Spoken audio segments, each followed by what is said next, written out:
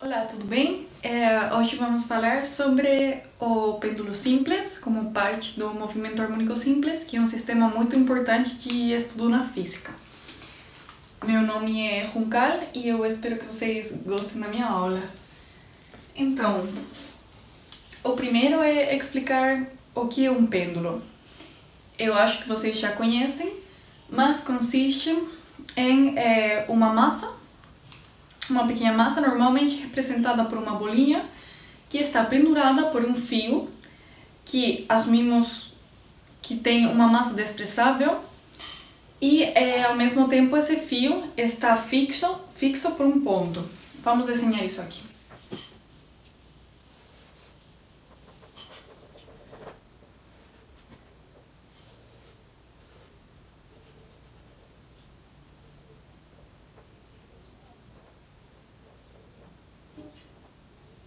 Tá, então, isso aqui é a bolinha, que falamos que tem massa M. O fio, vamos supor que tem um comprimento chamado L. E esse aqui seria o ponto pelo qual o fio é fixado. Então, vamos supor que o ângulo, que a bolinha está separada da vertical, é chamado de θ. Então, o que vamos fazer com esse pêndulo seria segurar a bolinha. Como vamos utilizar melhor? Seria segurando a bolinha, a gente deslocaria essa bolinha um ângulo θ e uma vez deslocado o ângulo que a gente quiser, soltaríamos a bolinha e o que ela faria seria, vamos supor que essa é a minha bolinha, eu solto e ela moveria assim. Então, como podemos ver, isso seria um movimento harmônico simples. E como qualquer outro movimento harmônico simples, vai ter uma velocidade angular e um período. Então, a minha proposta para essa aula é conseguir analisar a fórmula da velocidade angular e do período do pêndulo simples, tá bom? Então, vamos começar desenhando o diagrama de forças para esse sistema. Primeiro, seria desenhar a tensão da corda, que segura a bolinha. A seguinte força que temos nesse sistema é o peso da minha bolinha. O peso que sabemos que é a massa multiplicada pela gravidade. A gravidade representada assim, né? Então, para analisar o sistema, o que a gente quer é reescrever, trasladar esse peso aos mesmos eixos no qual eu represento o fio, tá bom? Então, eu vou ter como eixos de referência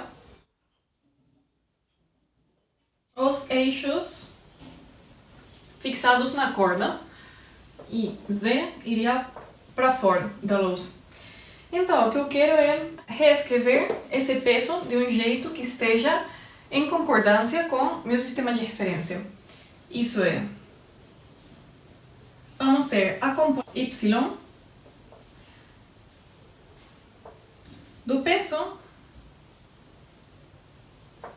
e vamos ter a componente X do peso. Então, observando, isso aqui seria o ângulo θ, tá? Então, fazendo trigonometria, podemos calcular o que seria o peso em X e o que seria o peso em Y. Então, vendo aqui o triângulo e utilizando Pitágoras, podemos ver que Px, se eu desplaço Px para cá, resulta que é o lado oposto ao ângulo. Isso no triângulo de Pitágoras é o seno. Então, Px será o peso multiplicado pelo seno do meu ângulo θ. Enquanto y, como podemos ver no triângulo de Pitágoras, é o lado próximo ao ângulo, então é o cosseno. Py será o peso multiplicado pelo cosseno do meu ângulo θ. Agora, em primeiro lugar, para ver o valor da tensão da minha corda, eu tenho que pensar numa situação estática. Exatamente no momento em que eu solto a bolinha, e ela vai começar a cair. Nesse ponto, quando eu soltar a bolinha, ela vai ter uma velocidade zero para ela começar a cair, né?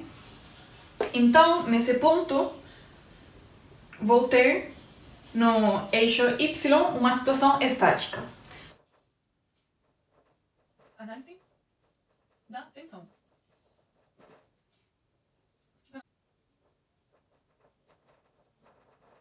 Então, eu falarei que o somatório de forças nesse momento vai ser igual a zero, porque ele vai estar estático nesse eixo Y, né? Para fazer o somatório de forças, sempre consideramos que as forças que vão para dentro do círculo são as positivas, enquanto as forças que vão para fora do círculo são as negativas, tá? Então, teríamos T, que vai para dentro, menos PY, que vai para fora, igual a zero. Então, isso quer dizer que a tensão da corda é igual ao peso em Y. E o peso em Y, sabemos que é o peso, M por G, pelo cosseno de θ. Vamos escrever isso diretamente. Assim, temos a tensão da corda em função da massa, da gravidade e do cosseno do ângulo. Então, o seguinte é analisar a segunda lei de Newton para rotações para conseguir averiguar a velocidade angular e o período do pêndulo. Vamos escrever aqui, segunda lei de Newton em rotações. No caso de rotações, sabemos que em vez de trabalhar com massas, estamos trabalhando com momentos de inércia. Em vez de trabalhar com acelerações lineares, estamos trabalhando com acelerações angulares, tá bom? Em vez de com forças, com momentos. Então, a segunda lei de Newton, no caso de rotações, vai virar que o somatório dos momentos vai ser igual ao momento de inércia do meu sistema, que nesse caso é uma massa, uma partícula, multiplicado pela aceleração angular.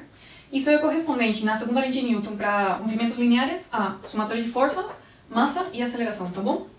Nesse caso, sabemos que J para uma partícula é a massa da partícula pela distância entre ela e o ponto de rotação elevado ao quadrado. Nesse caso, a distância entre ela e o eixo de rotação é L, que é o comprimento do fio, né?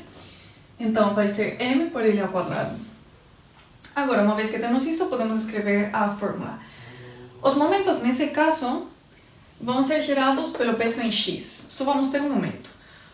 Porque o peso em Y não vai gerar momento, está paralelo à linha de rotação. Enquanto Px sim vai gerar momento, porque ele é perpendicular ao raio em torno ao qual estamos girando. E é nesse caso, quando é gerado momento, né? Então, vemos que, nesse caso, o momento vai ser gerado por Px, que é a força que faz a bolinha se mover, a força multiplicada pela distância até o eixo de rotação, né? Que nesse caso é L. Isso seria assim. Não vai ser preciso escrever essa fórmula com vetores, tá bom? A gente pode simplificar e escrever ela escalarmente. Igual a J, que é M L quadrado multiplicado pela aceleração angular, tá bom? A gente sabe que o peso em X é mg pelo seno de θ, né? mg seno de θ pela distância, né? Então, aqui podemos simplificar várias coisas. A massa vai embora totalmente. O que quer dizer isso? Que a aceleração angular e, porém, a velocidade angular e o período não vão depender da massa. Então, o seguinte que podemos simplificar é o comprimento. Mas vamos ter um aqui ainda. Uma coisa que eu esqueci aqui. Meu momento, minha bolinha está girando para cá. Então, com a regra da mão direita, eu vejo que meu momento vai para dentro. Para dentro que é menos z. Isso sim tenho que ter em conta, já que não estou usando vetores, eu tenho que ter em conta que o signo é negativo. Tá bom? Então, eu posso escrever minha aceleração angular. Vamos escrever aqui. Como menos 1 entre o comprimento por g pelo seno de θ.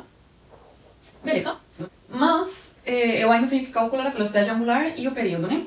Então, para fazer isso, vamos simplificar muito o problema assumindo que o meu pêndulo vai ter pequenos deslocamentos. Isso quer dizer que a θ vai ser muito pequena. Eu vou mover minha bolinha muito pouco, tá bom? Isso pode ser considerado aproximadamente quando θ é menor que 15. Amplitudes pequenas. Podemos fazer a seguinte aproximação. O seno vai ser aproximado a θ, enquanto o cosseno vai ser aproximado a 1. Tudo isso pode ser visto com trigonometria, tá bom? Esse seno por θ e esse cosseno por... Uma vez que a gente fez essa aproximação para ângulos pequenos, a gente já pode ir para o seguinte passo e calcular a velocidade angular e o período.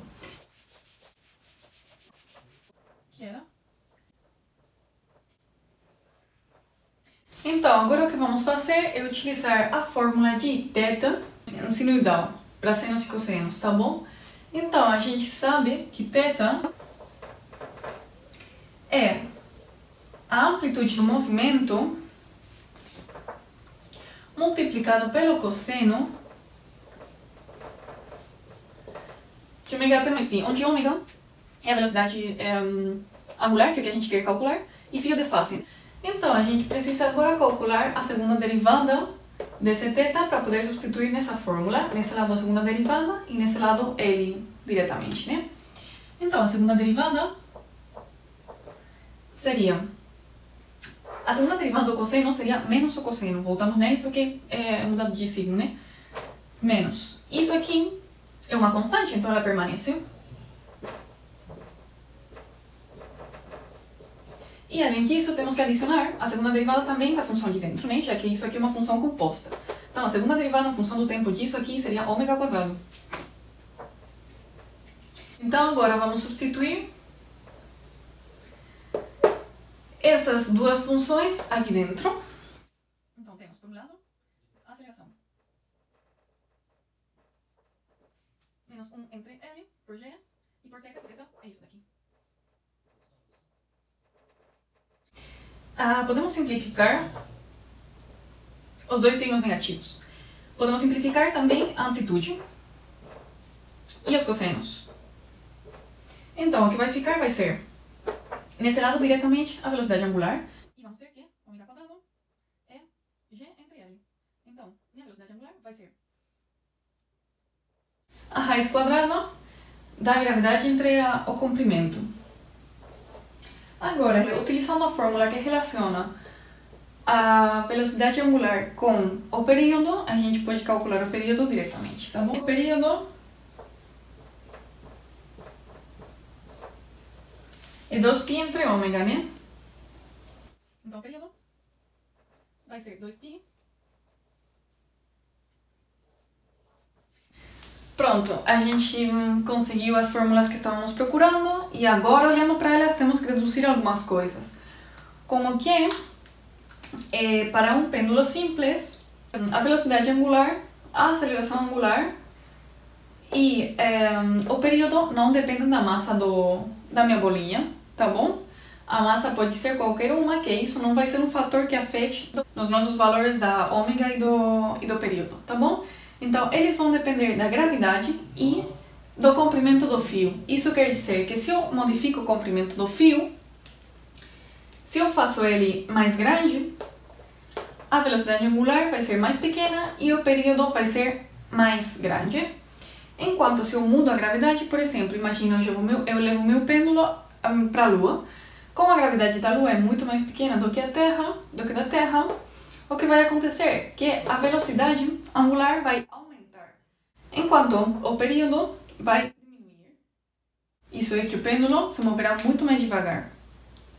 Isso é tudo por hoje e eu espero que vocês tenham aproveitado minha aula. Até mais!